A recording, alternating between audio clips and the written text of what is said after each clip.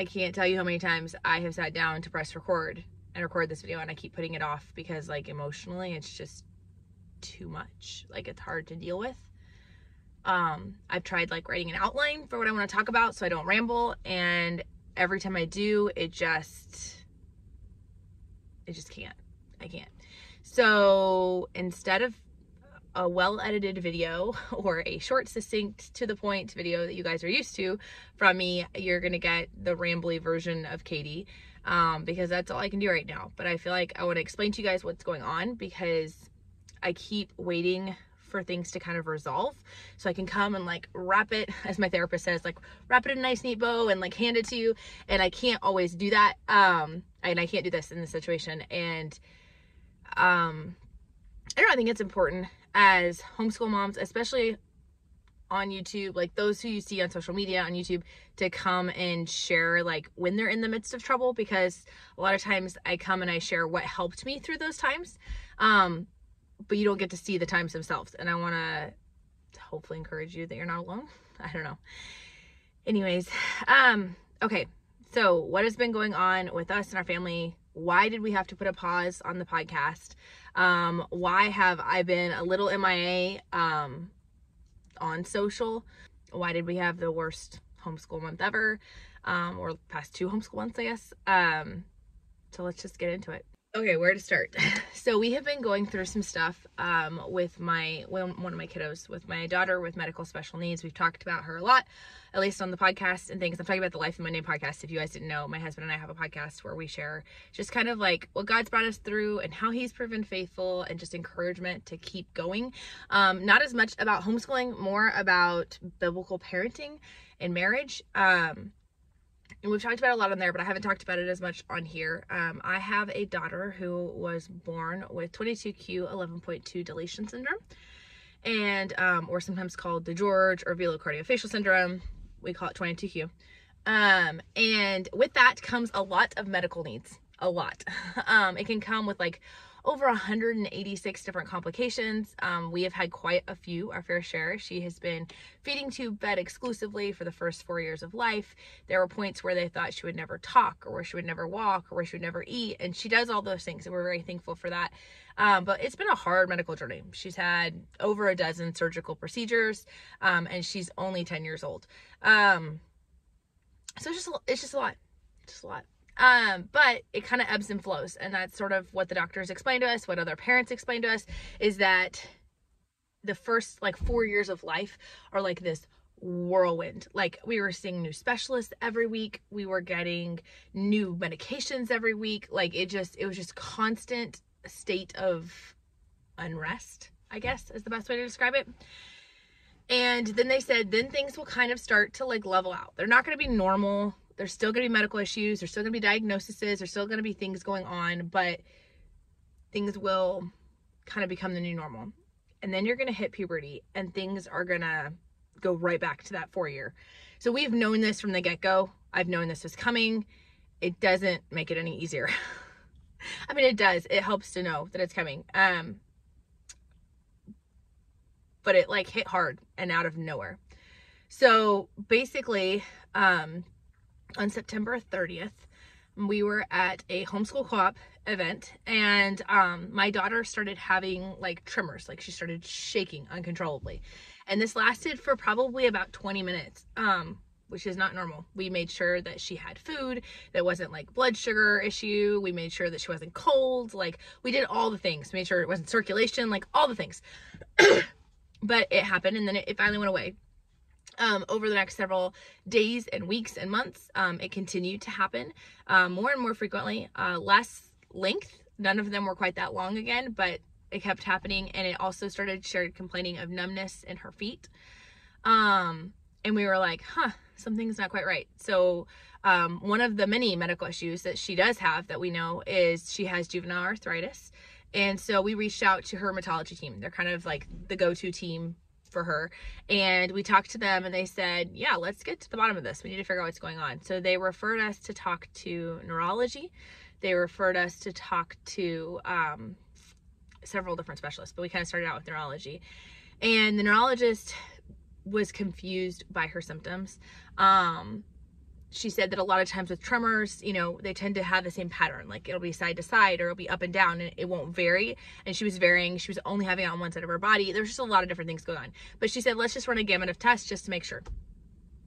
And I was like, look, I would rather do that. Like we have good insurance. Our insurance covers all the tests and we have the potential of our insurance changing a little bit next year. So I'm very pro, like run all the tests right now while it's covered.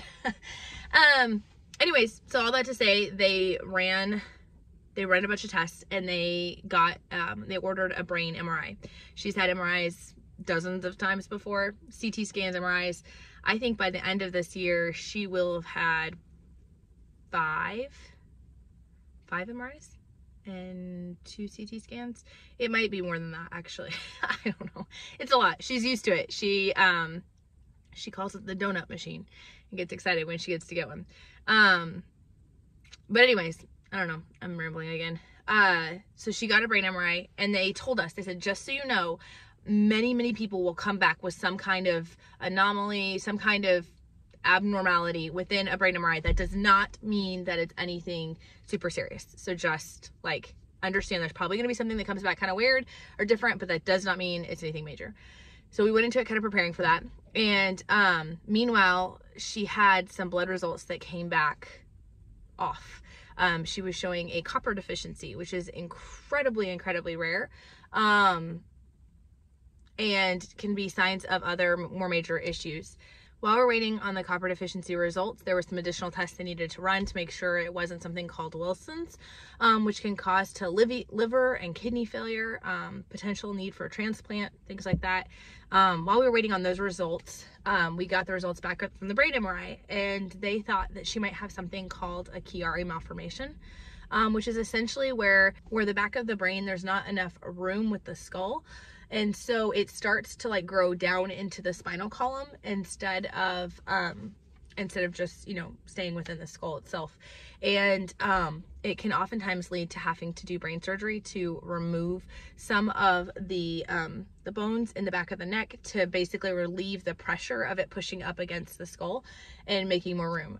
So for several weeks, we were waiting to meet with a neurosurgeon team, and we're very much looking at the possibility of our daughter having to have the potential of having brain surgery. And while we have done lots of surgical procedures, and surgery is not something I am scared of, that's a whole nother level. Like that's a whole nother level. Like, yeah, complication wise and just even recovery wise.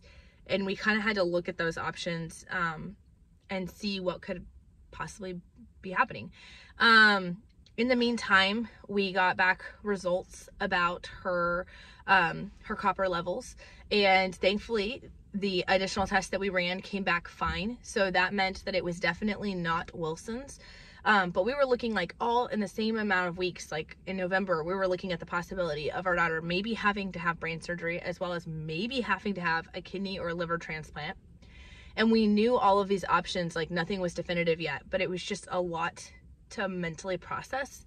And I was struggling to homeschool during that time.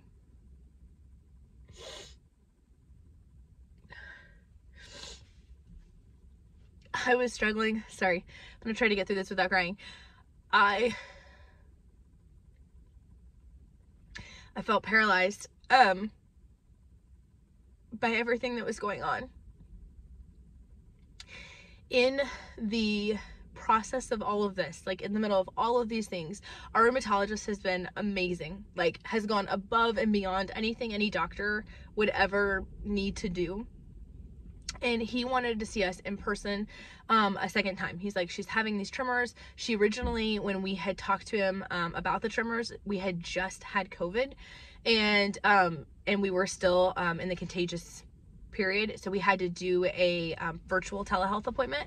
And so he said, look, normally I'm fine with telehealth, but I want to see her in person. I want to physically examine her. So we had another appointment. We usually meet every 3 months. We went in like 2 weeks later to see him in person. And when he started doing his physical examination, which when you have a child with arthritis, they push on all the joints, you know, they're just looking for any kind of pain or swelling or anything like that. He started to notice that she was complaining of pain in multiple areas of her body that don't have to do with joints. And I told the doctor, I said, you know, we've had a lot going on We had a scare with our family pet who almost passed away, and it was very traumatic. He didn't pass away. We were able to get treatment for him, but it was very hard for her. We've had to walk through divorce with several people who are close to us, that has really impacted her heavily and has really caused a lot of stress with her.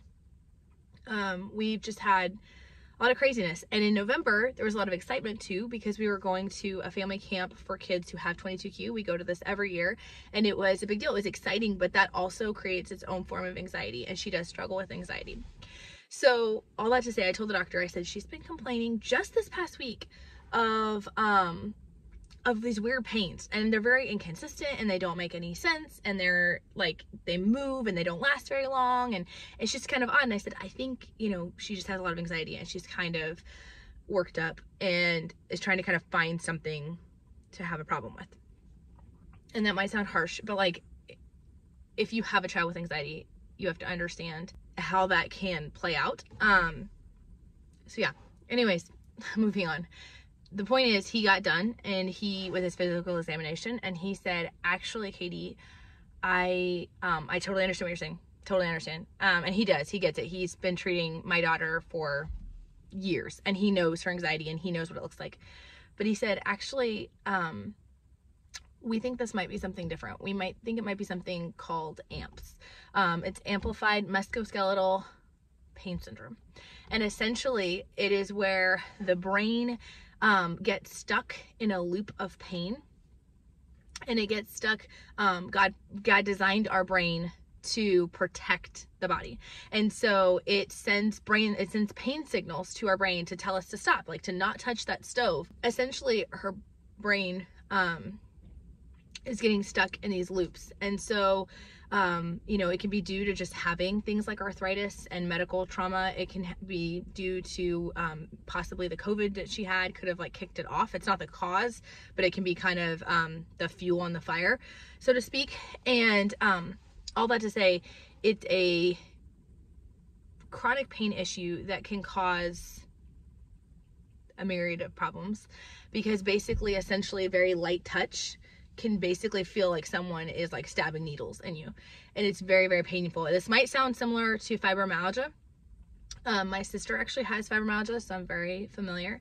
But this is something, it's in the family, but it is different. And the goal, especially when children have it, is to try and retrain the brain to understand that it's not in pain, that it's not in danger. And so, the treatment for this a lot of times ends up having to be going to a special treatment program that is very intensive. We're talking like 6 a.m. to 4:30 or 5 p.m. with homework, programs where they would be in the hospital for that whole time. They'd come home, they'd have homework, they'd go back the next day, and they do this for several weeks, for anywhere from like 4 to 6 weeks. Some I've heard of lasting closer to 8 to 12 weeks. So that is something that they may try in the future with her. But in the meantime, what we can do as parents is do a very intensive at-home program. And this at-home program basically looks like doing 30 to 45 minutes of intensive cardio every single day, because her body, as it's in pain, is not going to want to move. And she's going to want to rest and stay in bed and whatever. But the problem is there's not actually anything there to cause the pain. The pain that she is feeling is very real. It's very, very real. And the doctors have said that. But they said that the body needs to be told, like, you're not in danger. And so we have to get her up and move her and make her do these exercises and workouts for 30 to 45 minutes a day, which is a lot even for most adults, to get her body moving, to tell it it's okay, and to keep it from becoming like actually losing mobility or other issues like that. The other part of this intensive at-home program is seeking counseling, which she has been in therapy for a long time, for many years actually, but our therapist is actually retiring, so we are in the process of having to try to find a new therapist. and it's been very, very challenging. So you guys can be praying for us in that, because there is anxiety makes it worse. It's like a big cycle. So you're worried about the pain, so the pain gets more intense. The more the intense pain, the more you're going to worry, and it's just this big cycle. So you have to deal with the psychological issues as well as the actual physical issues at the same time. So we're having to do that. We're started physical therapy, and we're doing it once a week right now. We may eventually have to up that, or add in like an occupational therapy, or maybe an additional art therapy, music therapy. I don't know yet, but there's multiple therapies that have to be involved. We have to do something called desensitization exercises 5 times a day, where we essentially take very soft things that would not hurt, and we have to rub them over the parts of the body that are in pain, which hurts really bad. But in an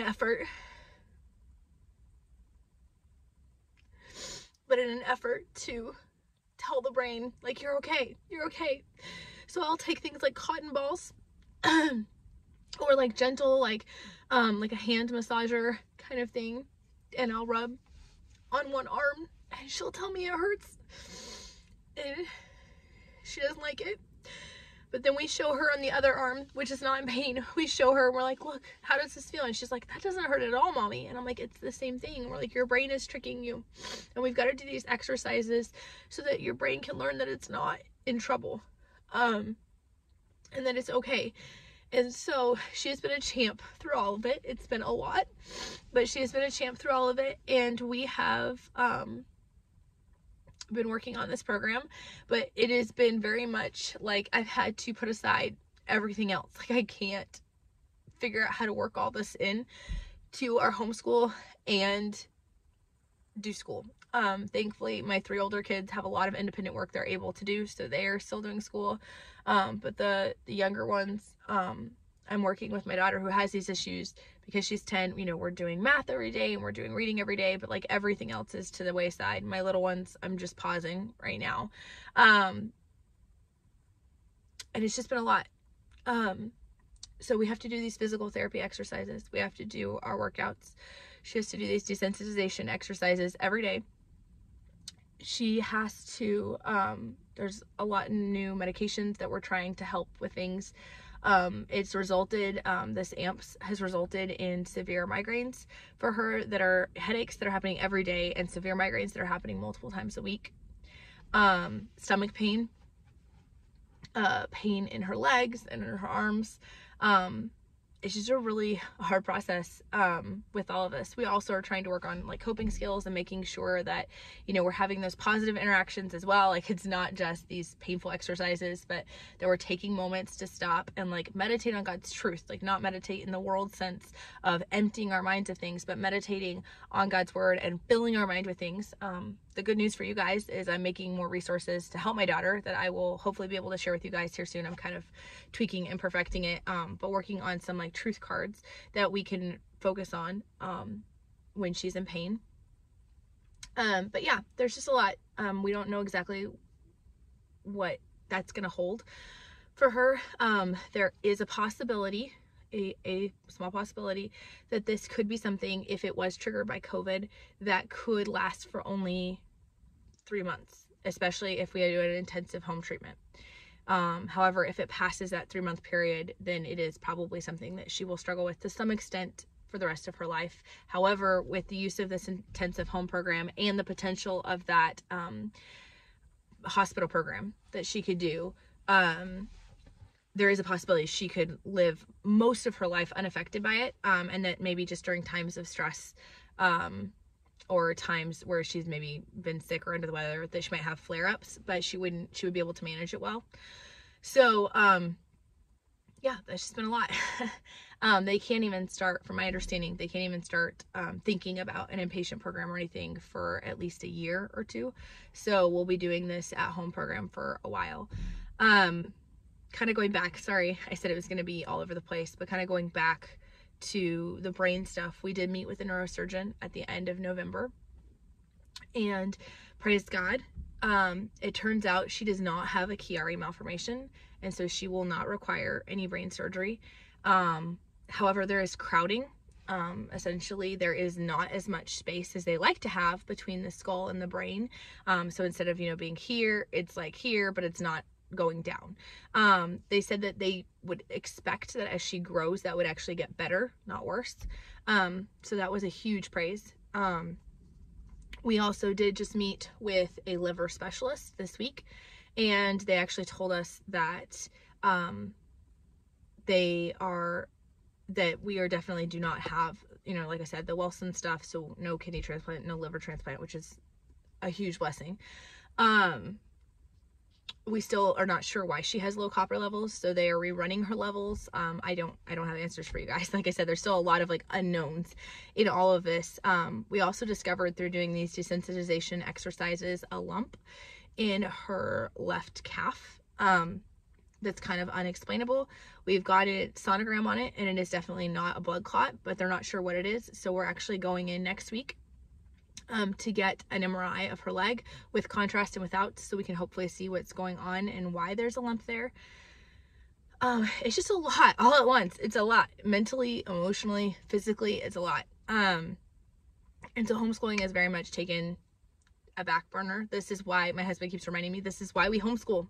This is why we homeschool, is so that we have the flexibility and the freedom to school year round, so that we can take these 2 months very light, and we can still school during the summer. But yeah, that's kind of where we've been. That's kind of what's been going on. So we kind of put a pause on a lot of things in the process in that time. You know, I've been struggling with a lot of mom guilt of I'm failing my other kids because I'm trying to take care of her, and I'm trying to get my head around my own mental health things as well. God has sustained us through all of it, and we're very thankful for that. We're very thankful for his leading. We're very thankful for amazing doctors who literally do not rest. They look at my daughter's case around the clock. We've had doctors call on their days off, like just checking on her and seeing how she's doing. We're very thankful for all of the good news we've had so far of not having to have any more surgical procedures at this point. However, chronic pain's a big deal. Like it may seem less scary than brain surgery. It may seem less scary than transplants, and in a lot of ways it is, but in other ways it's a lifetime thing, where those surgical procedures oftentimes will fix the issue. This is something we've got to fight for, but we know we're not fighting alone. So just wanted to come and share that with you guys. I do plan to share like how this is going to affect our homeschool and like what our plan is going forward once I know what that plan is. I decided to give myself grace in December, and I was like, you know what, I kept trying all the early first week or so of December, just tried really hard to like get back in the groove. And I just realized that for right now, I just need to pause. Like I said, my older kids are still doing their independent work. They're still doing, you know, as much as they can on their own. But I've decided to pause, and I've decided to take these next couple of weeks through the end of the year to just pray about it, to try and kind of figure out a rhythm and a routine for all the exercises we need to do with her and the therapies that we're adding. And then to take the opportunity to come back with kind of fresh eyes at the new year. So I do have a goals video that is coming out at the end of the month, and a homeschool plan video, like what our homeschool plans are going to look like. But I don't know what those are yet, so I can't share them with you. I just want to keep you guys up to date because I know you guys care, and thank you guys just for praying for us and being patient with me. I know I didn't get the prayer sheet up in December, and I didn't get some of the vlogs out on our vlog channel. And like I said, we had to put a pause on the podcast, and there's been a lot of things that have been kind of disrupted. But you guys have been so gracious in all of that and being understanding. So, yeah, we'll talk to you guys next time. Bye.